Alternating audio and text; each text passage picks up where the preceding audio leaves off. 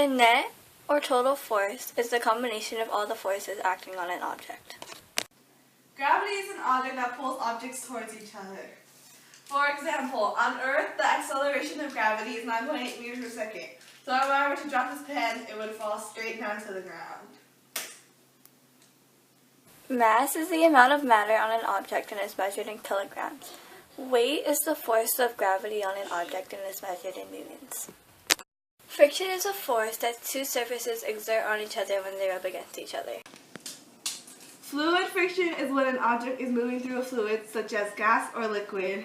For example, sticking the straw through the water. Okay, this model is showing static friction since it's not moving. But when I go like this, it demonstrates sliding friction since the bottle is sliding across the surface. Rolling friction is when an object is rolling across the surface. So, for example, I'll be rolling down this hill. An object is in freefall and the only force acting on it is gravity. An object in freefall constantly accelerates as it falls, and its velocity increases every second by 9.8 meters per second squared. Air resistance is a fluid friction that exerts an upward force on falling objects, causing the object to slow down. The greater the surface area of the object, the more air resistance. Here's an example of air resistance. Here's a random sticky note, and here is a pen. As you can see, even though they drop at the same time at the same level, the sticky note falls slower since there is more air resistance acting on it. Elastic forces occur when matter returns to its original shape after being stretched or squeezed. Compression is a force that squeezes or pushes matter together. Here I have a stressed heart toy, so when I press down on it and squish it, it returns back to its original shape. Tension is the force that pulls or stretches matter. For example, this rubber band will demonstrate tension. If I pull on it, it stretches the matter in the rubber band. Kinetic energy is the energy an object has due to its motion. The greater the mass and speed of the object, the more kinetic energy it'll have. An example of kinetic energy is this rubber bracelet. Though at the moment it is displaying potential energy, once I let go, the potential energy will turn into kinetic energy since it would be in motion. As you can see, that potential energy turned into kinetic energy.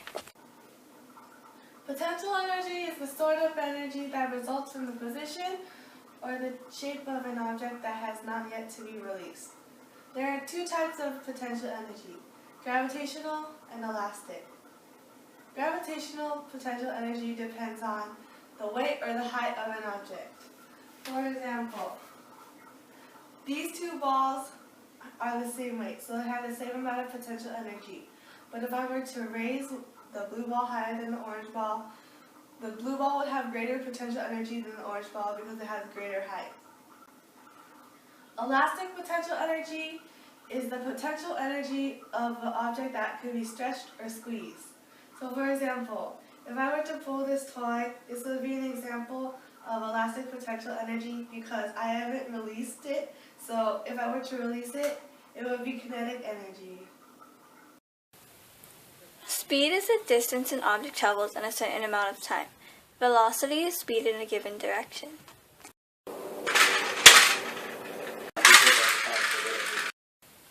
Centripetal force is any force that causes an object to move in a circular path, and since the object is constantly changing direction, it is always accelerating. An example of centripetal force is this game set, and when I spin the game, Newton's first law is that objects in motion stay in motion and objects at rest stay at rest. So for example, I'm standing here and I'm at rest because I'm not moving and I'm standing still.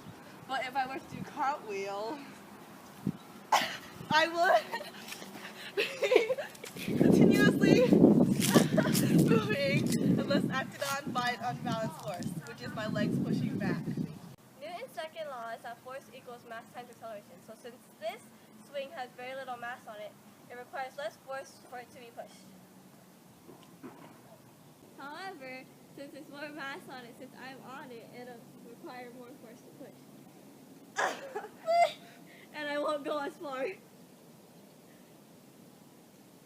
third law is that for every action there is an equal and opposite reaction. So when I bounce the ball, it comes back up because when it hits the floor makes it bounce back up.